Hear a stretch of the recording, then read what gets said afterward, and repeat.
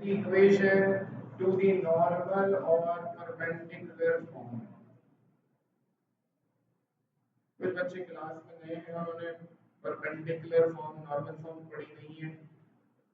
Perpendicular form या normal form इस फॉर्मूले को कहा जाता है x cos alpha y sin alpha is equal to p।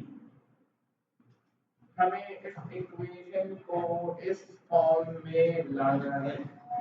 अब इस फॉर्म में कैसे लेकर आए?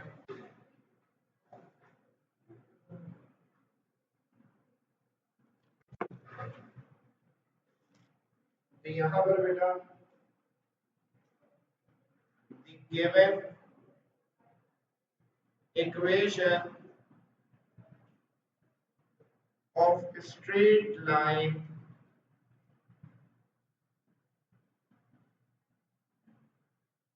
is the given equation है लाइन की, वो है 3x plus 4y minus 12 is equals to 0। Equation 1 क्या है ना वैसे।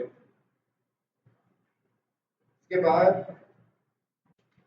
let the perpendicular equation of line is perpendicular form line की कहलाती है x cos alpha y sin alpha is equal to p। p को दूसरी साइड ले जाएंगे तो x cos alpha y sin alpha, p इधर आ गया, माइनस का p इज इक्वल टू 0 हो गया। अब इन दोनों इक्वेशंस को कंपेयर कराना है। कैसे कंपेयर कराएं? अभी बताता हूं उसका तरीका। By comparing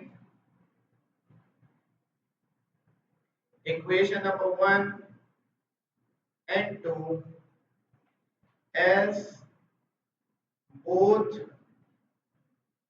the equations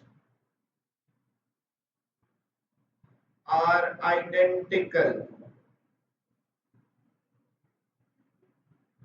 we get। अब यहाँ पर रुककर एक बात समझाऊंगा। दो इक्वेशंस को कंपेयर करना है और दोनों इक्वेशंस को क्या कंसीडर किया जा रहा है? आइडेंटिकल कंसीडर किया जा रहा है। आइडेंटिकल का मतलब है दोनों इक्वेशंस एक जैसी हैं। फॉर एग्जाम्पल बेटा मेरी बात को समझिएगा, ये एक इक्वेशन है, इसकी आइडेंटिकल इक्वेशन ये है। आइडेंटिकल मतलब बिल्कुल एक जैसी इक्वेशन है। ये दोनों इक्वेशंस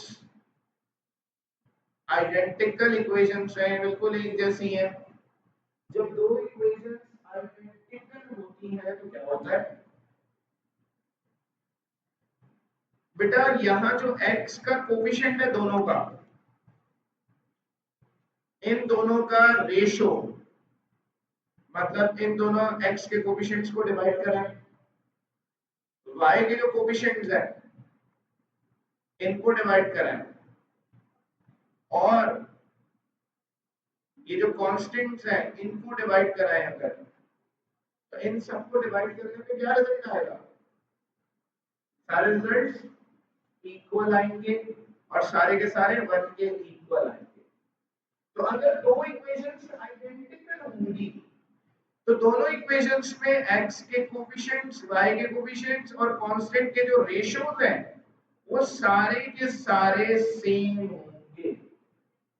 तो बेटा ये कॉन्सेप्ट यहाँ हमें फॉलो करना है। मेरी बात को जरा समझें, ये सवाल थोड़ा सा डिफरेंट है, जैसे हमने इसके बाकी पार्ट्स करे थे क्वेश्चन 6 के, उससे काफी डिफरेंट है।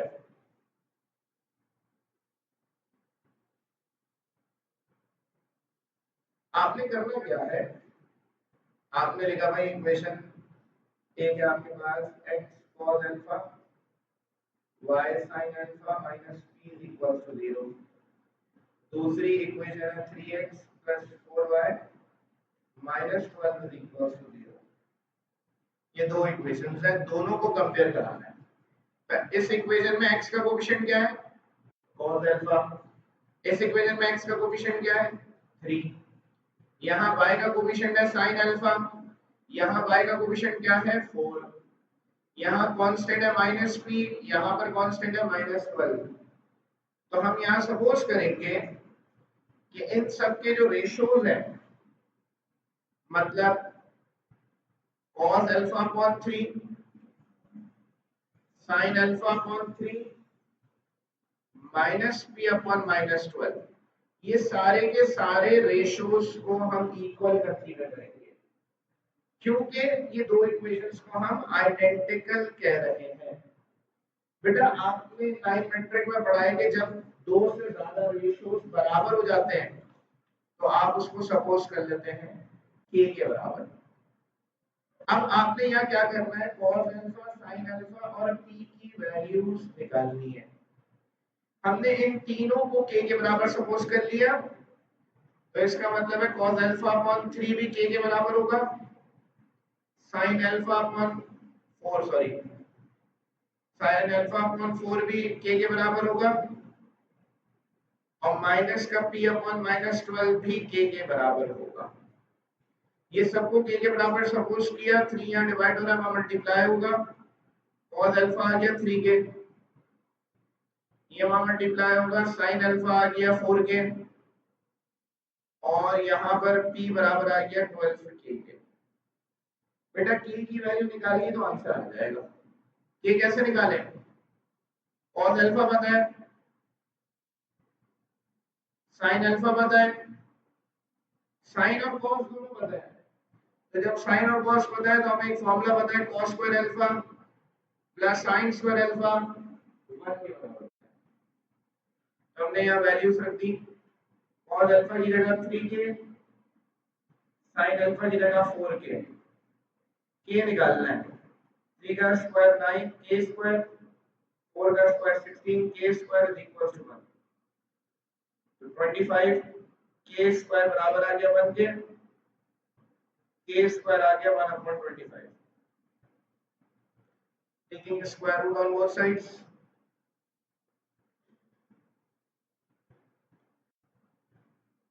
दोनों साइड्स पे स्क्वायर रूट लगा दिया,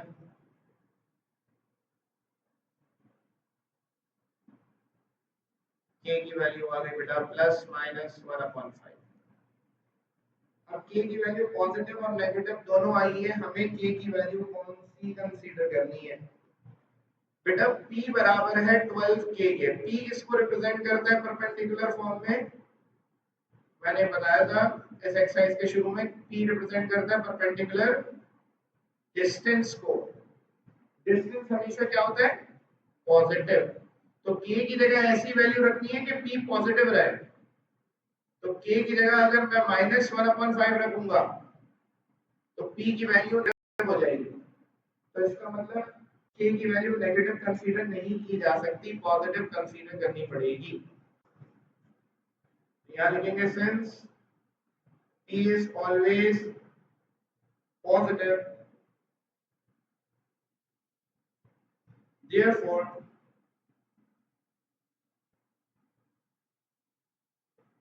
select k as positive।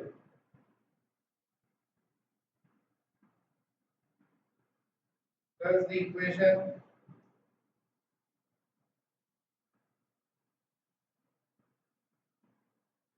number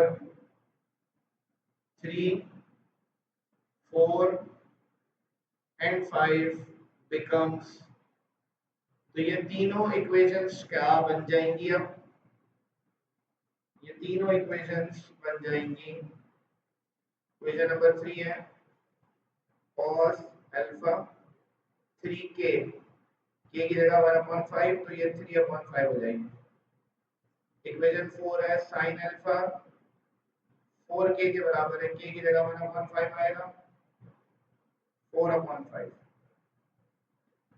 और p बराबर आ जाएगा 12k के, तो 12/5। ये सब हमने निकाल लिया। अब हम इसको इक्वेशन नंबर 2 में रख देंगे। इक्वेशन 2 है x cos alpha y sin alpha is equals to p या माइनस p। यहाँ हम cos अल्फा की जगह 3/5, sin अल्फा की जगह 4/5, p की जगह 12/5 रख देंगे। क्या आंसर आ गया?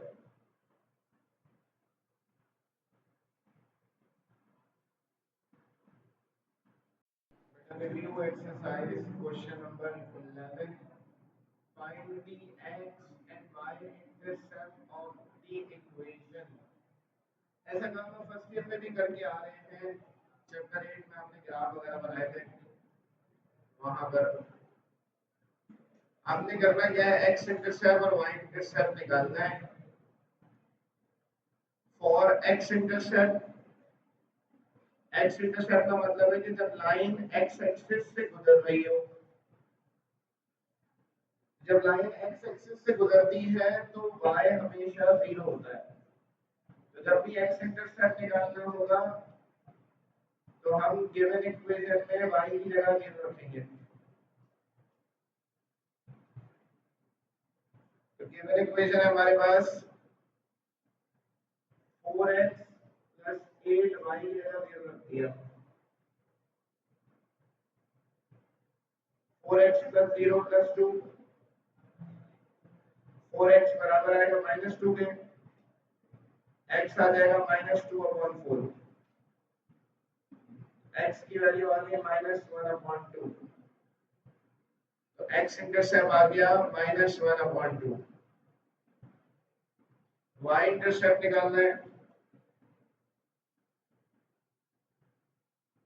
फॉर y इंटरसेप्ट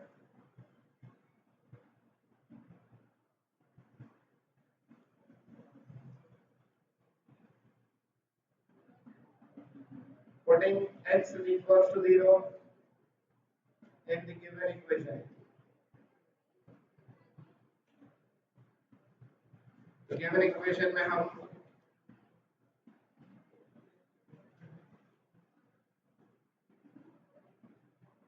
तो यहाँ क्या 4x की जगह 0 रख देंगे, 8y plus 2, 0 plus 8y is equals to -2, y is equals to -2/8, -1/4। तो हम यहाँ पर लिख देंगे as the required x and y intercept are -1/2 and -1/4। Answer आ गया इसका।